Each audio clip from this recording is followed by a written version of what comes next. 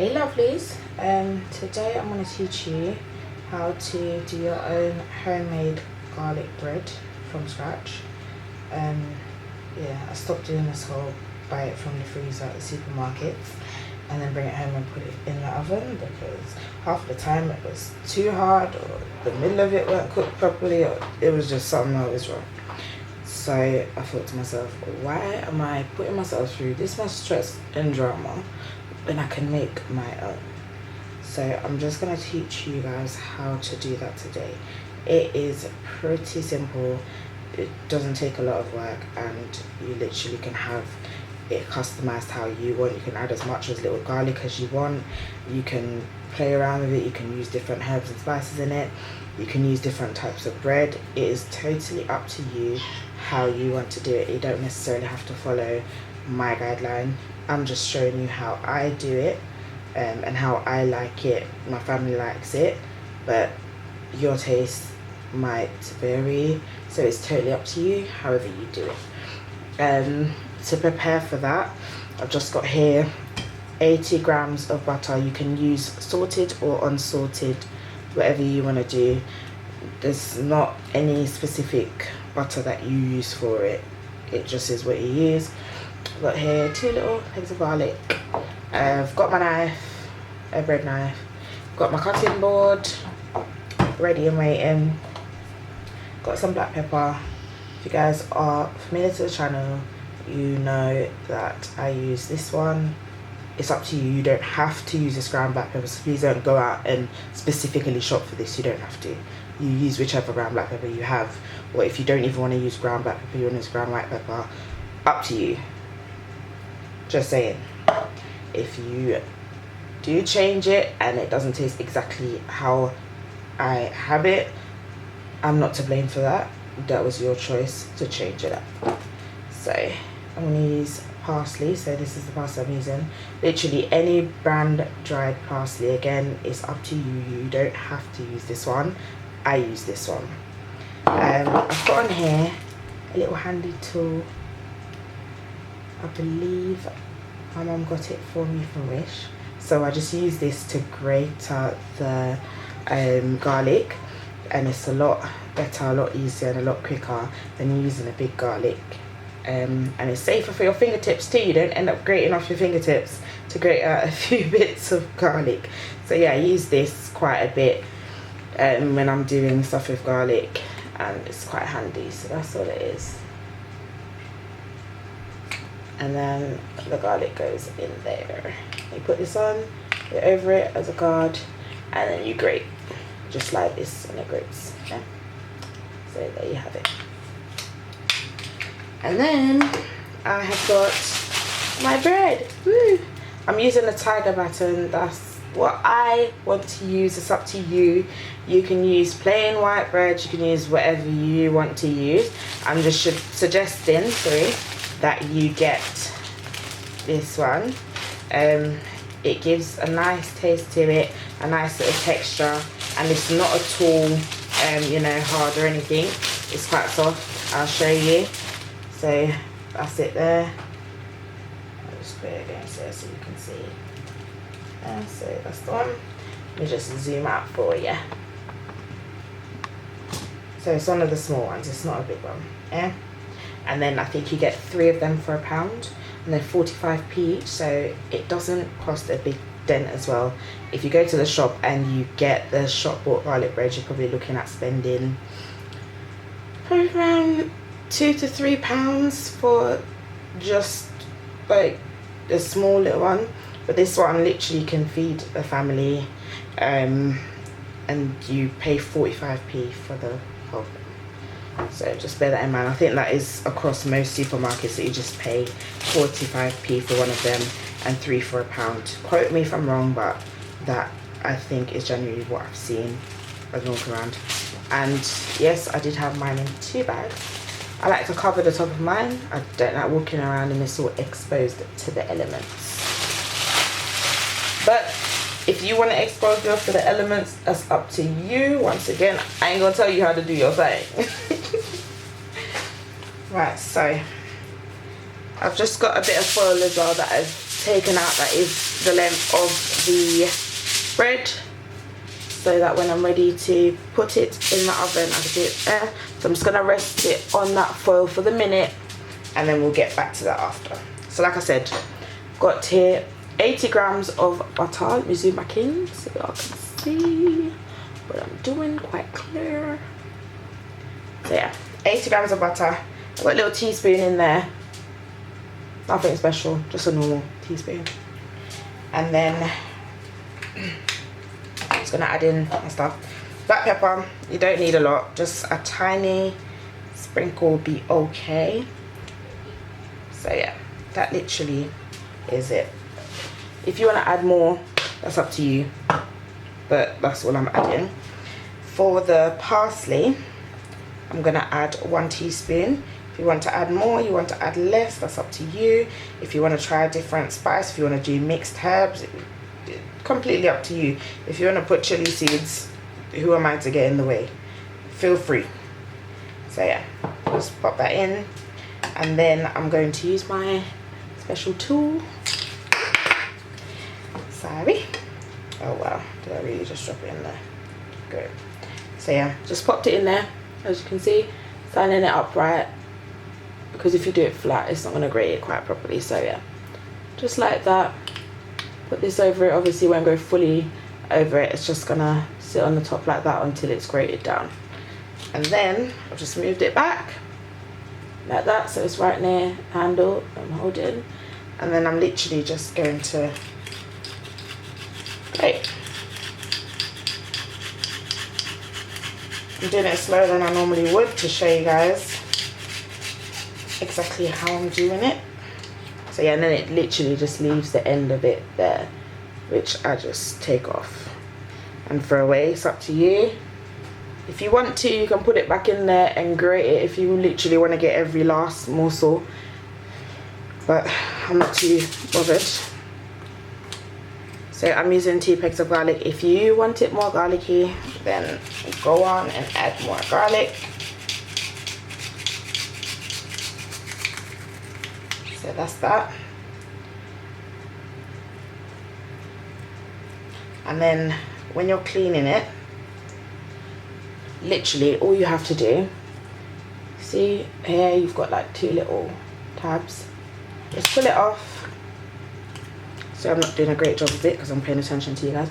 Pull it off like that. You wash the grater separately, wash this, wash that, and then when you finished and you've dried it all out, just there, and then you just snap it back into place like that, and you're good to go again. That's it.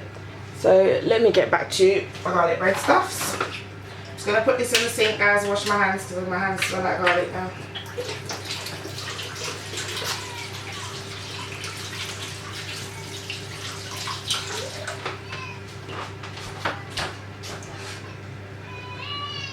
Sorry about the noise. My 7-month-old is not very impressed.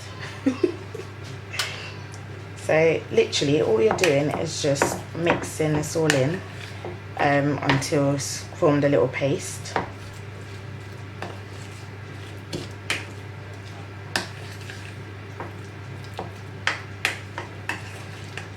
So just pressing it down and mixing it in. But make sure that you mix it in properly so it's all even all around.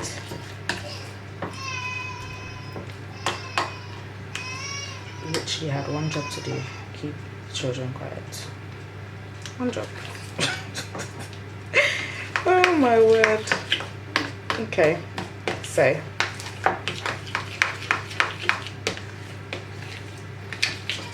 that's all mixed in now.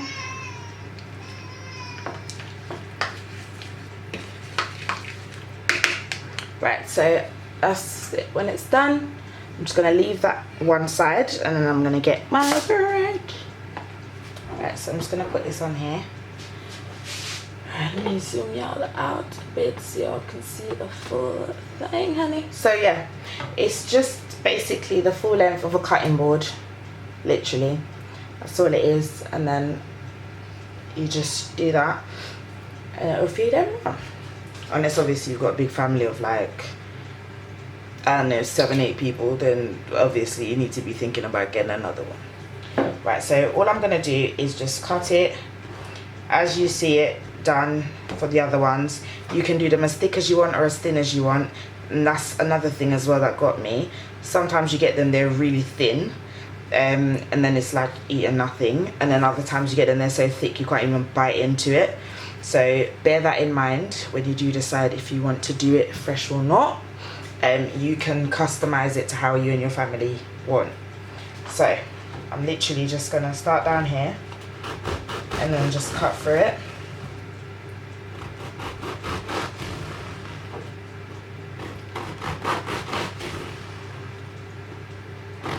Don't cut all the way through. When you get to probably say nearly at the end of the bread, you want to stop cutting for each one. So just monitor that whilst you're cutting so that you don't cut right through it.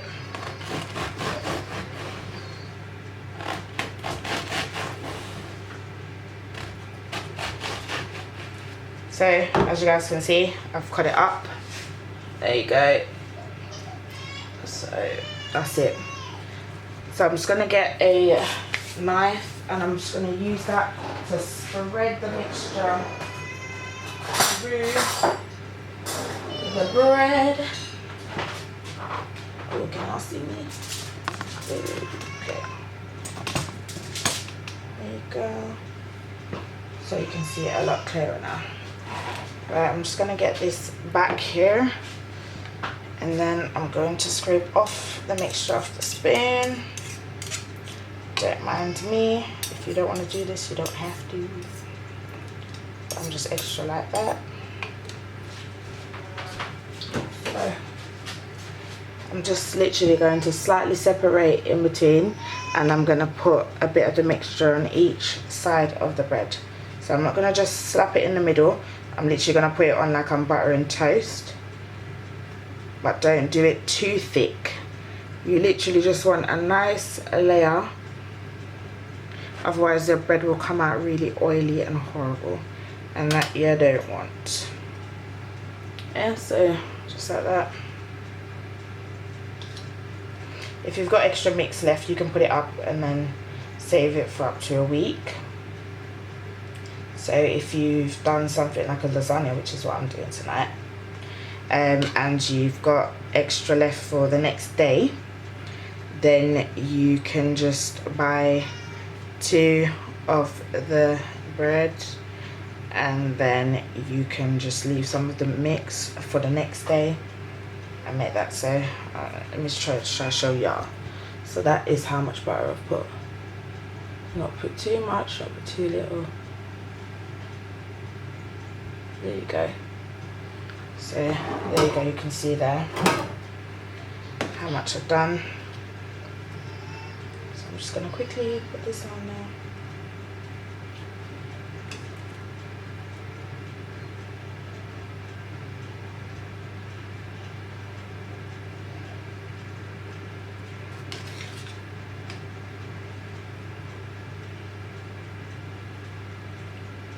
Not to worry if any of them break or you cut through it too far by accident, because it's going to be wrapped up in foil paper when it goes in the oven anyway, because I prefer mine to steam through as opposed to being baked to a crisp and dying.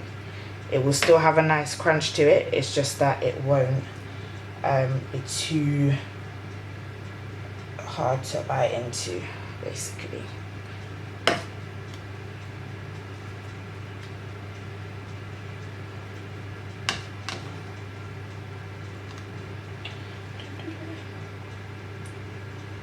Now with the garlic bread, you don't necessarily have to make it with any particular meal. You can literally just have some garlic bread if you feel like having some garlic bread. That's the nice thing about this. So just at home one day, too lazy to make too much food or whatever, and you just want a quick bite, you can do this. It's a lot quicker. I'm obviously moving slower because I'm showing you guys how I do it. Otherwise I would have been done a long time. It would have been in the oven and nearly cooked. So yeah.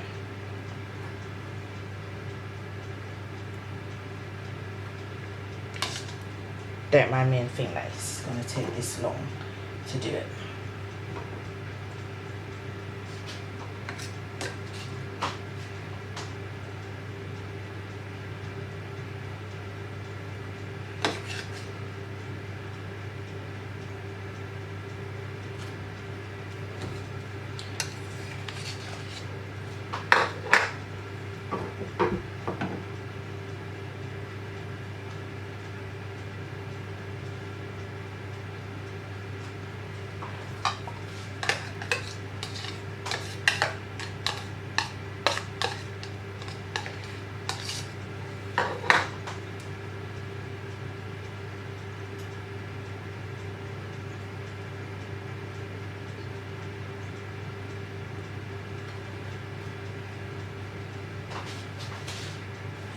Right guys, so I've used up all of my mix, as you can see. So mix in the sink. Right, so my foil paper that I prepared earlier, just gonna put that on the cutting board now. Oh, hello. And then I'm just gonna place garlic bread back on there. And I'm literally just gonna wrap it up like this. No specific way to do it. If you want to twist the ends, go ahead. And then, once it's like that, I'm going to put it in the oven to steam through on 180 for about 15 minutes. Then I'll remove it from the oven and I'll show you guys what it looks like. Alright, lovely. So my garlic bread has been in the oven on 180 for 15 minutes, like I said. So I'm just going to open it up and show you guys the result. I haven't touched it yet. I'm opening it with you. So I'm just going to show you exactly how it feels. So as you can see there, it's not too hard, but it's still got a little bit of crunch to it. And let me just show you in between the layer. So there you have it. I'm trying to get it to focus.